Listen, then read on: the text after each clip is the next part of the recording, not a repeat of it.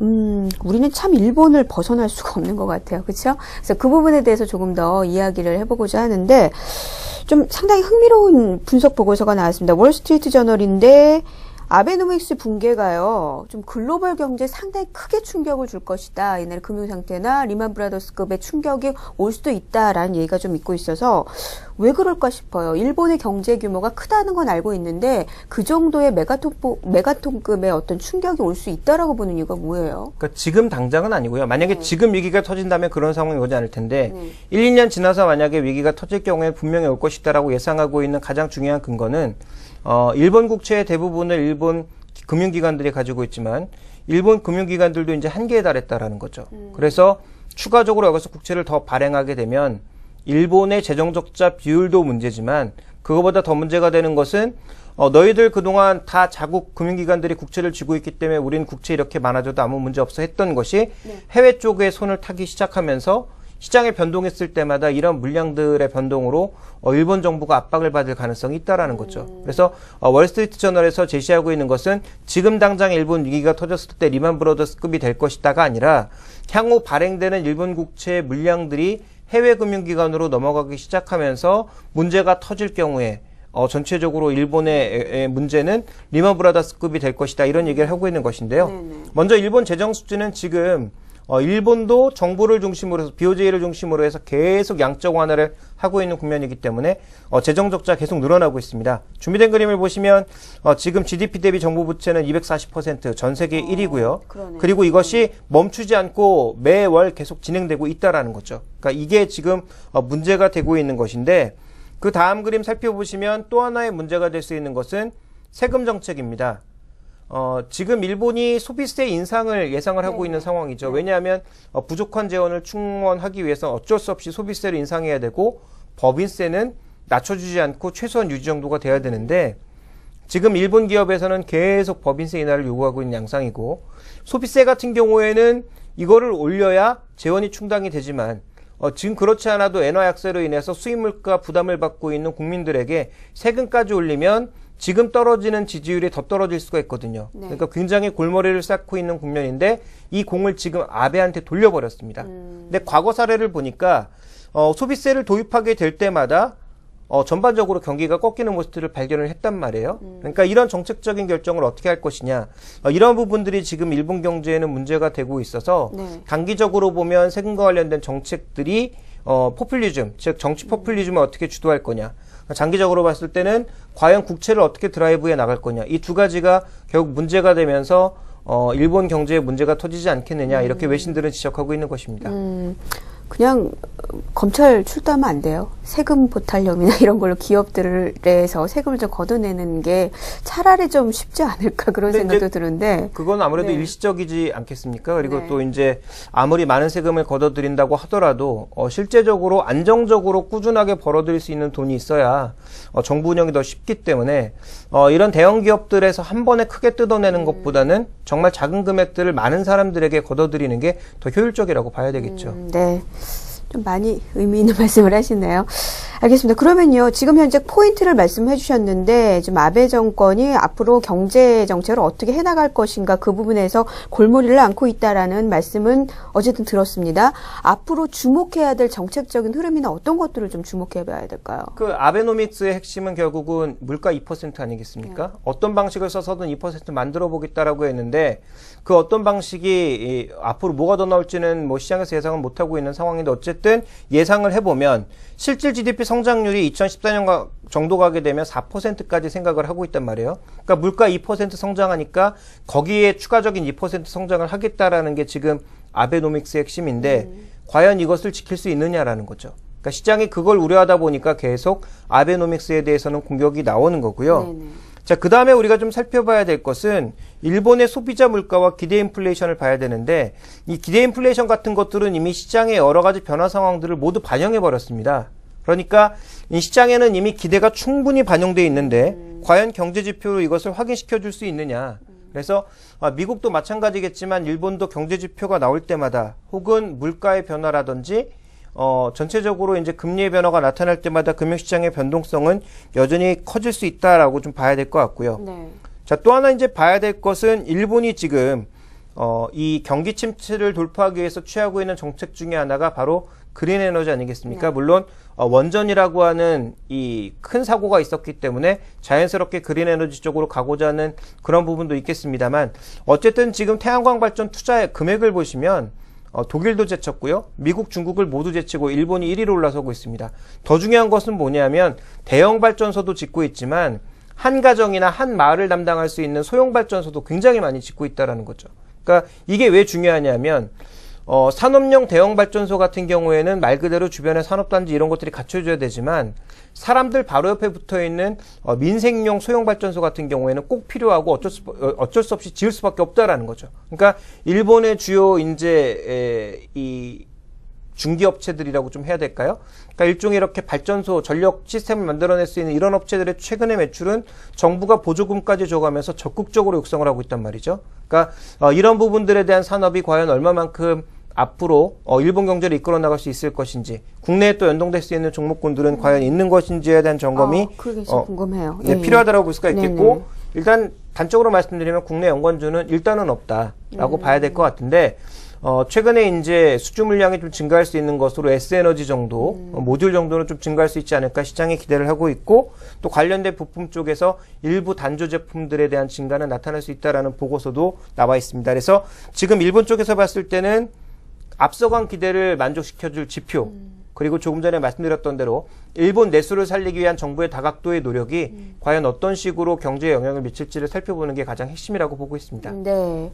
다시 한번 좀 정리를 해보도록 하죠. 지금 현재 아베노믹스가 공격을 받고 있다고 말씀하셨어요. 근데 지금 현재 일본 경제 핵심은 아베노믹스잖아요. 그 부분에서의 주목해야 될 점 다시 한번 좀 정리를 해주시고요. 이게 왔다 갔다 하네요. 그리고 국내 투자 전략. 일단 우리에게는 부정적인지 부정적이지 아닌지 이런 얘기도 있어요. 아베노믹스는 어차피 실패할 거니까 우리한테는 좋다. 딱히 그렇게 생각할 이유도 없는 것 같고요. 뭐 어떻게 봐야 될까요? 예. 저는 뭐 아베노믹스를 무조건 공격하고 싶지는 않습니다. 물론 여러 가지 논란이 있기 때문에 지금도 취하고 있는 정책 자체가 무리수다라는 것을 여러 가지로 우리가 확인할 수가 있어서 장기 전망의 불확실성은 저도 인정을 하지만 아베노믹스를 최근에 공격하는 국내 언론의 추이를 조금 보시면 약간은 좀 국수주의적인 그런 시각도 분명히 반영되어 있다. 일본의 경제와 우리나라 경제 상황이 다르고 그들의 기업과 우리나라의 기업이 다른 상황이기 때문에 그들의 정책을 우리가 감노하라 배노하라 할 수는 없는 거고요. 또 교과서적으로 최근에 경제 흐름이 흘러가지도 않고 있어서 아베노믹스 자체가 반드시 실패한다라고 볼 수도 없는 상황입니다. 그래서 아베노믹스에 대해서는 우리가 결과론을 가지고 얘기를 해야지 지금 진행되는 과정만 가지고 왈가왈부하는 것은 조금 바람직하지 않다라고 보고 있는데요. 어쨌든 우리가 좀 주목해봐야 될 것은 결국은 엔화가 펀더멘탈 이상으로 저평가되거나 고평가되는 여부가 또 중요하겠죠. 네. 그래서 지금 이 엔화 환율을 보시면 엔화 환율은 장기적으로 살펴봤을 때 소비자 물가와 수출 물가의 사이, 결국은 구매력 사이에서 움직였다라는 것이거든요. 그래서 일본의 엔화는 아직까지 그렇게 크게 고평가되거나 크게 저평가되지 않은 상황에서 네네. 장기적인 하향 추세를 보여주고 있다. 즉 일본 경제가 그만큼 나빠지고 있다라는 것을 장기적으로 반영하고 있는 것이다. 좀 이렇게 얘기를 하고 있습니다. 그래서 전체적으로 지금 엔화 약세는 쉽게 끝나지 않는 것이다. 이렇게 봐야 될 것 같고요. 그 다음 우리가 좀 살펴봐야 될 것은 최근에 엔화 쪽에 보시면 엔화에 투기적으로 투자했던 사람들이 단기적으로는 다 빠져나왔습니다. 왜 빠져나왔겠습니까? 아무래도 최근에 이제 엔화의 추가적인 약세 분위기가 이제 거의 다 마무리되었다라는 그런 시각이 있었다라고 볼 수가 있겠고요. 최근에 또 중국에 수출하고 있는 아세안 쪽에 수출하고 있는 일본 수출의 전반적인 움직임이 얼마만큼 증가하고 있는지도 좀 잘 살펴봐야 되는데 일본의 아세안 수출이 늘어나면 늘어날수록 한국 제품과의 경쟁 강도가 올라가기 때문에 부담 요인이 있는 것으로 볼 수가 있겠고요.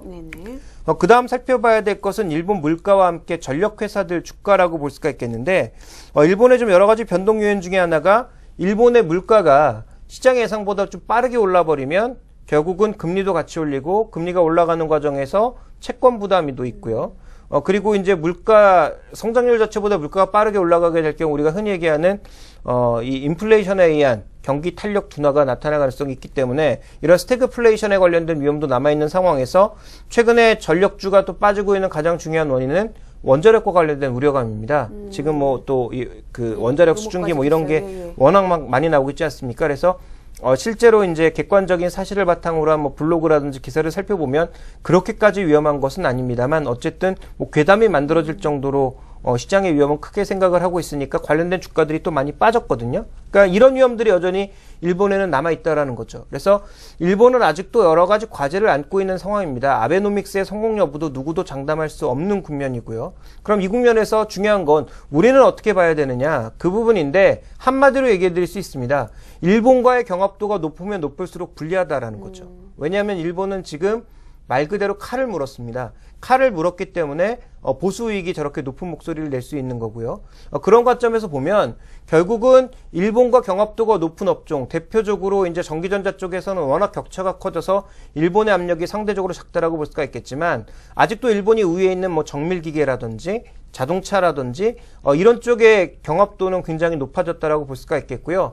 일본이 해외 쪽으로 굉장히 많은 생산 설비를 돌린 철강이나 화학 등도 장기적으로 보면 분명히 부담이 될 수가 있다라는 측면을 보고 있기 때문에 한마디로 다시 요약해서 말씀드리면 일본과의 경합도가 높은 업종에 대해서는 뉴트럴한 시각을, 중립적인 시각을 상대적으로 일본을 이길 수 있는 업종 정도 아니면 일본과 상관없이 국내 시장에서 성장하고 있는 또 글로벌 트렌드에 쫓아가고 있는 종목들을 중심으로 대응하시는 것이 좋지 않을까라고 보고 있는 거죠. 일본이 안 하는 산업을 찾으라는 얘기시죠. 일본이 안 하는 산업이거나 일본이 아직 우리를 이길 수 없거나. 둘 중에 하나. 알겠습니다. 어쨌든 지금 칼을 물 일본을 전 세계 투자자들은 좋아하는 것 같아요. 이쪽에 대한 매력도 상당히 많이 느끼네요. 왜냐하면 지금 일본 기업들의 실적이 어제도 뭐 발표가 됐지만 뭐 산요라든지 뭐 소니라든지 이런 기업들의 실적이 시장 예상보다 많이 좋아지지 않았습니까? 매출도 늘었고요. 이익은 예상치보다 훨씬 많이 늘었습니다. 그리고 미국 시장에서 실제 자동차 7월 판매량을 확인해 보니까 전체적으로 15% 성장을 했죠. 도요다와 혼다는 비슷하게 성장을 했는데 현대기아차는 2% 성장했거든요. 그러니까 지난번에 꾸준하게 설명드렸던 SUV와 픽업 트럭에서의 경쟁력이 떨어지다 보니까 결국은 여기서 계속 소외되고 있는 양상이에요. 그러니까 양적인 성장은 이어지고 있는데 점유율은 크게 안 늘고 있고, 전체적으로 탄력이 둔화되고 있는 거죠. 그러니까 현대기아차를 그동안 계속 글로벌 탑픽으로 봤던 모멘텀은 바로 이쪽이었거든요.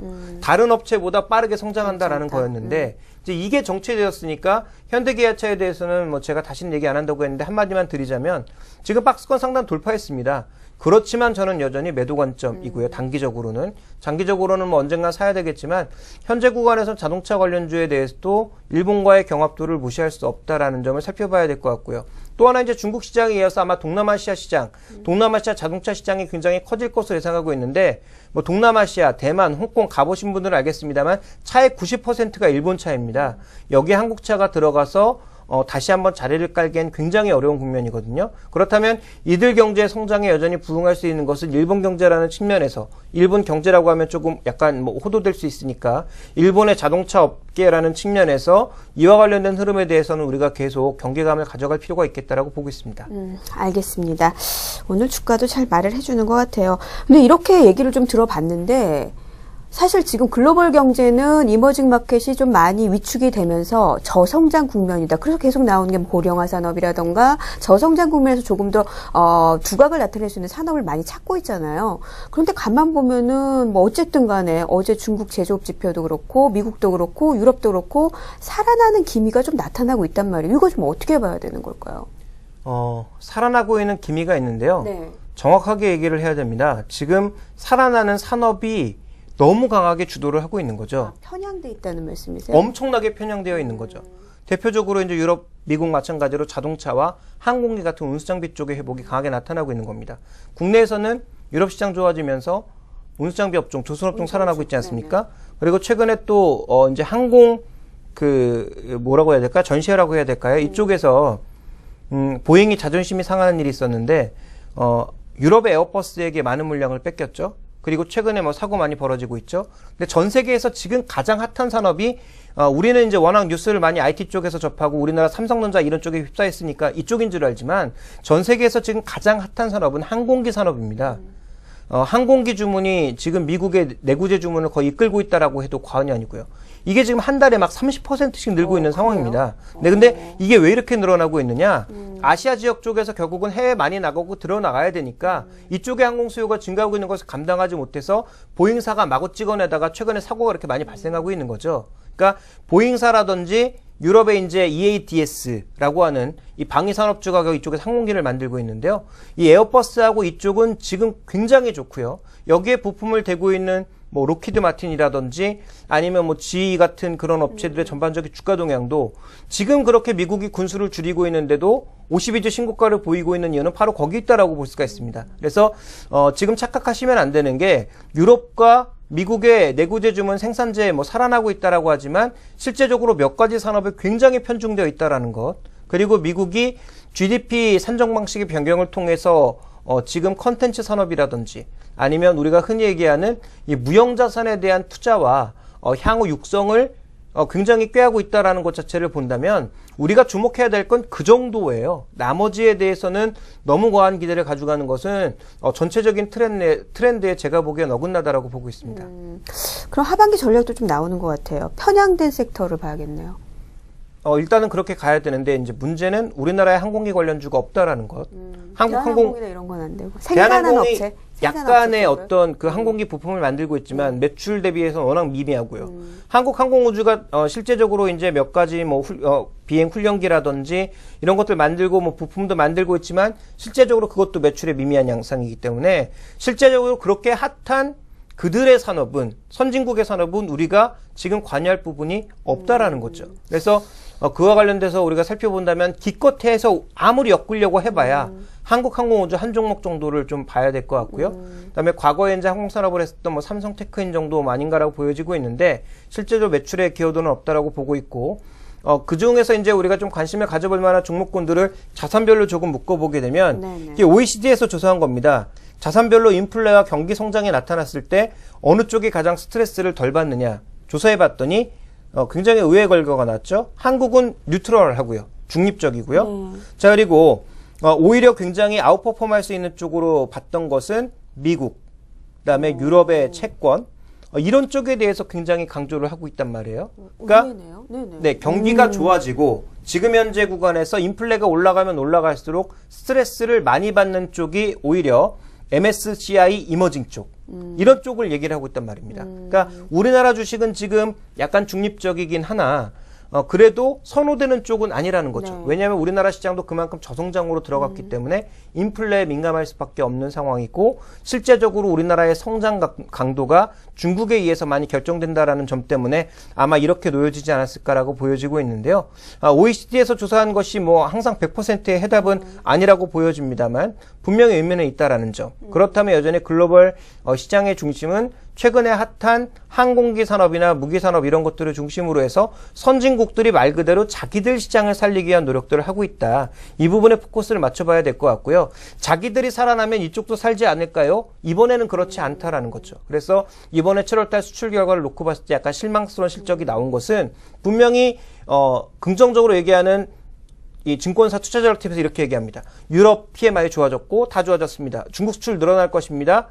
천만의 말씀이죠. 중국도 항공기 관련돼서 수출할 수 있는 정도의 기술력을 가지고 있는 업체는 별로 없습니다. 그리고 중국의 그 정도의 기술력을 가지고 있는 업체들은 모두 국가 거죠. 그런데 중국의 항공 기술을 미국에 제공할 필요도 없고 그럴 수가 없기 때문에 실제적으로 이쪽에 기여되는 바가 없단 말이죠. 그래서 실제적으로 우리나라의 대유로 수출이 늘었던 것은 조선을 제외하면 거의 없는 것이기 때문에 정말 이쪽에서 좋아지고 있는 것과 한국에 수출하고 있는 물량들의 엇갈림이 나타나고 있다는 것을 우리는 주목을 해야 될 것 같습니다. 네, 말씀을 들어보니까 또 다른 얼굴의 보호무역주의가 아닌가 싶기도 합니다.